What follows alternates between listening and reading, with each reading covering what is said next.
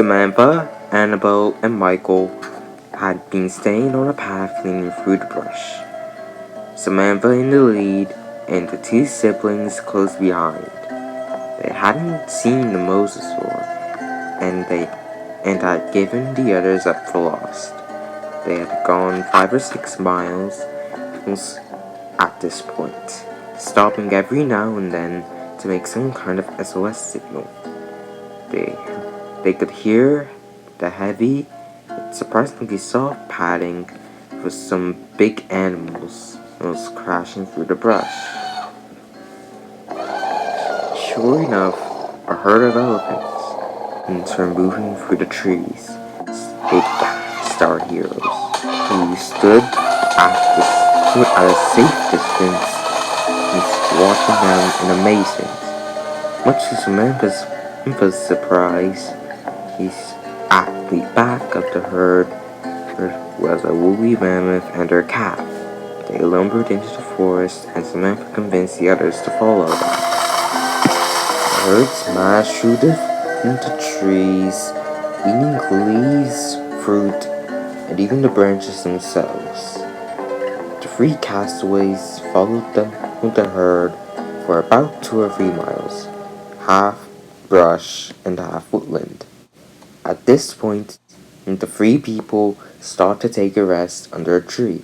Cries of joy came around one side as all 5 of our heroes were reunited at last. A few minutes later, Alvin went out to find some food, and Mike and Samantha went out to get water from the nearby pond and stay behind to patch up Mary's wounds. Already, they talked about what they missed about home, and specified on where the ship was taking them all in the first place. That was when a bird landed on Mary's head. It was suffering from a severe attack of gout, and was only stopping for rest. He let Anne stroke him for a little while before flying off when Al returned with some honey and fruit. Another bird following close behind. An hour later, our heroes pushed deeper into the woods, and eventually found themselves in what appeared to be some kind of boneyard. Skulls, bones, and 3-toed footprints were everywhere. Yet, the whole lair seemed to have sort of a feeling of cleanliness to it.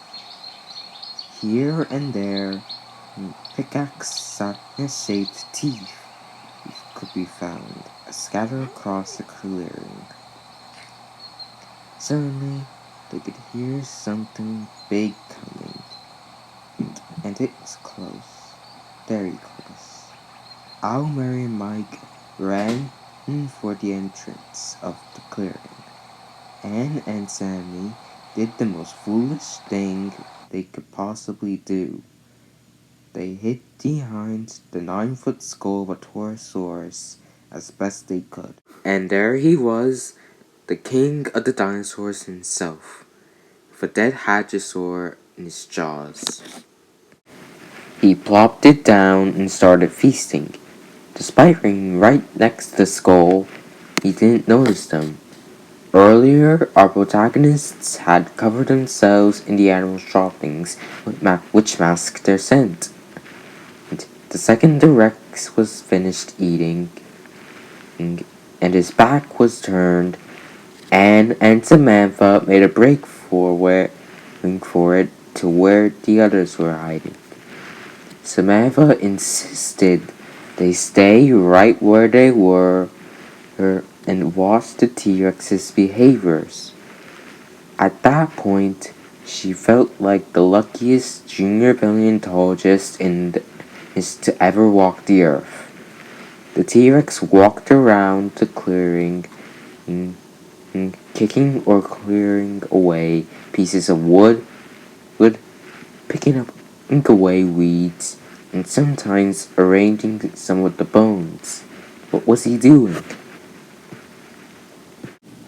At the point at which he finished, he started the dead tree at the edge of the clearing.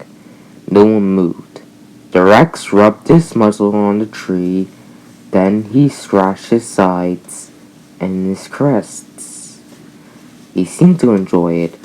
As a back scratcher, it was obviously an able substitute for his small arms, one of which broken.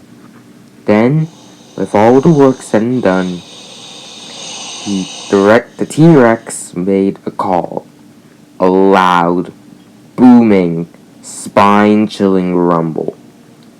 It was a mating call, and the boneyard was a stage on which he could display to females. Our heroes were about to sneak away when Al stopped them. Another T-Rex was already at the entrance. The male Rex, or buck, did a dance.